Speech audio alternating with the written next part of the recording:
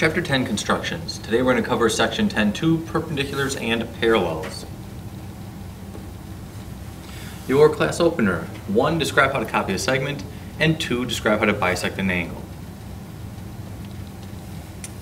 Section 10.2, Perpendiculars and Parallels. Objectives. After studying this section, you'll be able to perform 4 basic constructions and use these basic constructions in original construction exercises. Construction 4. Given a segment, construct the perpendicular bisector of the segment. And to do that, number 1 says, draw a horizontal segment roughly 6 centimeters long. Construct the perpendicular bisector of the segment. So I need a segment to create the perpendicular bisector for, and my goal is to, at the midpoint, create a segment that is perpendicular. So here's all we have to do. Put the point of your compass at one end of the segment, and then just open your compass up so it is more than half of the segment. At this point, all you need to do is swing an arc on this side of the segment, and don't change the size of your compass, and put the point of the compass on the other end of the segment and swing an arc. And you should have the 2 arcs intersecting, once above your segment and once below your segment. And at this point, if you just draw a segment that connects those 2 intersecting points together, you will have a perpendicular bisector.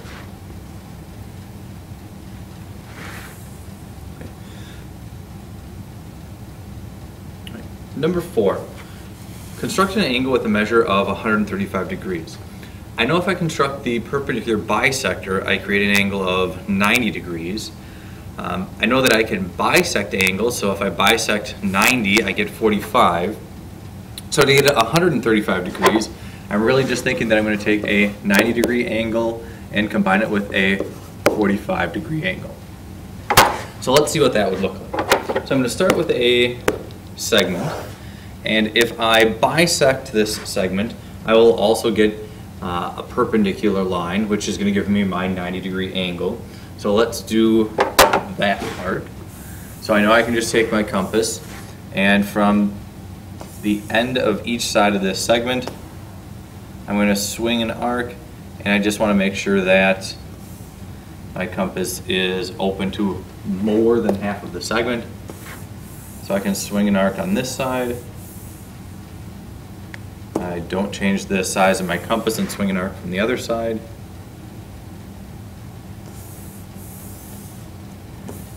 And in doing this, I'll have created a perpendicular bisector. So far, I'm sort of looking at, I have this much of my angle is 90, but I need to continue going another 45. So if I just bisect the 90 degree angle in the upper left corner, I can combine the 90 in the upper right and get 135. So now it's back to, how do you bisect an angle? Well, if I want to bisect an angle, I'm going to put the point of my compass at the vertex.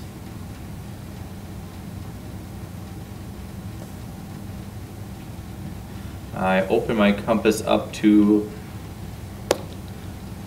pretty much any size I want, and I swing an arc as long as it hits each side of the angle. Then once I have that, then I remember after from where the arc intersected each side of the angle, I'm going to swing another arc. As long as I have my compass open to more than half of this arc, I should be okay. So more than half of that arc, looks like I'm doing all right there. So if I swing an arc out this way, and then from the other point over here that we talked about, now where those 2 are intersecting, if I connect from the vertex to that intersection point, I should have bisected the 90 degree angle, giving me a 45 degree angle. So now I have created a 135 degree angle. Construction 5. Given a point on a line, construct the perpendicular to the line at a given point. 7 here. Draw a horizontal line L and choose a point Q on L. So let's start by doing that. So here's my line. I'm going to call it line L, and they want me to pick point Q on there. So I'm just going to pick Q to be right there. And now we're supposed to construct the perpendicular to line L at point Q. It's pretty similar to doing the perpendicular bisector of a segment, except for I specifically picked Q to not be in the center since we don't know where it's going to be. So the first part for this one is put the point of your compass at Q, open your compass up to any size you want, and make a mark to the right of Q, and then without changing the size of your compass, make a mark to the left of Q. Now if you look at sort of this new segment we have right here, all I'm going to do is construct the perpendicular bisector of this segment. So if I come and put my point at the end of this highlighted blue segment, open my compass up to more than halfway, I just need to swing an arc, and instead of making it so messy, I know that's going to intersect up here at the top, and it's going to intersect somewhere down here at the bottom. And now I'm going to swing that same size arc over from this other side. And I get an intersection at the top, an intersection at the bottom. And if I connect between those 2 points, it should go right through point Q and should also be perpendicular to line L. Construction 6. Given a point outside a line, construct the perpendicular to the line through the given point. So pretty much the same thing as we just did before, except for now our point is off of the line instead of on the line. And really the nice thing is you don't do anything different. So I put the point of my compass on this line. I open my compass up to pretty much any size that I want. And I'm going to swing an arc that intersects the line in 2 places. One sort of to the right of the point and one to the left.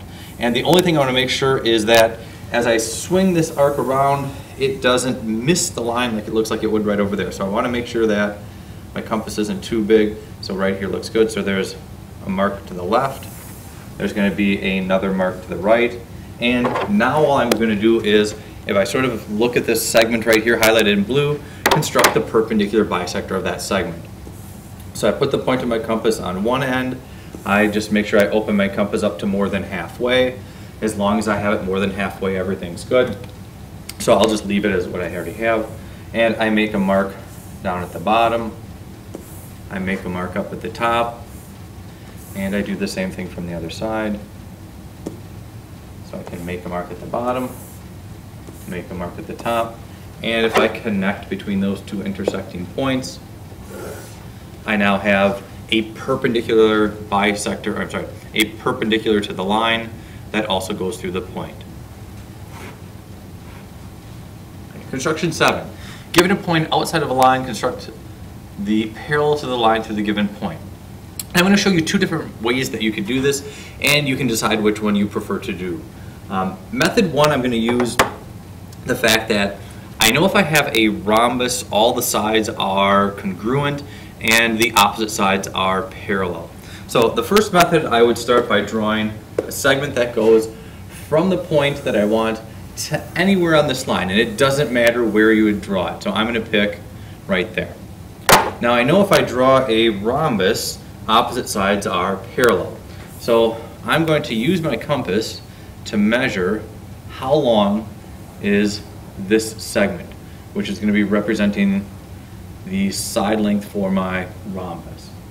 So if I look, I have, here's how long the side of my rhombus is.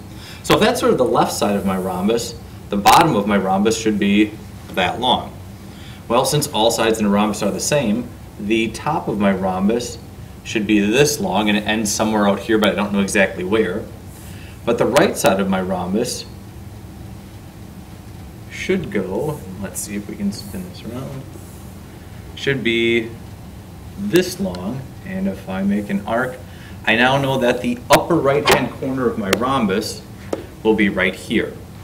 So if I just draw the top of the rhombus, I have now created a line that is parallel to the given line that we started with. And if you want to, you can sort of finish up this last side of this rhombus if you wanted to, but you don't need to draw it in. All you really needed was the top, which was parallel. Okay. The second method, Some of it starts off similar. I can create or draw a line that goes through this point, and I'm going to make it a little bit bigger so I don't lose it. And for this one, I'm going to draw the line and extend it through that point. Okay. Now, I know for parallel lines that corresponding angles are congruent. So if I wanted to, I could copy this angle right up here, and then sort of imagine my line coming out this way, and I know corresponding angles are congruent. So let's copy this angle up in that location up on the top. So how do you copy an angle? Well, to copy an angle, I put the point of my compass at the vertex, and then I swing an arc. And now I'm going to copy that arc by putting the point of my compass where the other angle is going to be. And now I just need to measure how big is the opening of our original angle. And it looks like the opening is that big. So the opening of our new angle should be the same size.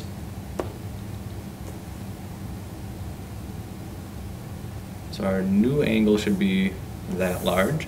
And now if I just draw my line going from the vertex through where they intersect, I should end up with a line that is parallel to the original line.